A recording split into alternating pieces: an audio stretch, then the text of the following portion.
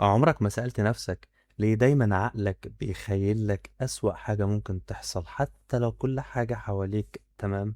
خليني أقول لك ليه. بص يا غالي، تخيل نفسك قاعد في مكان هادي والدنيا تمام وكله تحت السيطرة، وقيس فجأة عقلك يهمس لك ويقول لك ايه رأيك ان ممكن يحصل كارثة. طيب ممكن مروحة السقف دي تقع فوق دماغنا. طيب ايه رأيك لو الحرب العالمية التالتة اصلا قامت يعني ونموت كلنا. بص يا عم الناس، الحقيقة ان عقلك مش الاصل فيه ان هو يدور على سعادتك، الاصل فيه ان هو يتبرمج على البقاء. وده من ايام العصر الحجري ومن ايام الكهوف. الدماغ كان لازم يتوقع اخطر شيء بيحصل قبل ما يحصل عشان يحمي الشخصية نفسها. لكن بص بقى دلوقتي، نفس الآلية دي بقت عبء كبير جدا علينا. بقينا بيخلينا عايشين في خوف من أوهام، خوف ملهوش أصلا وجود.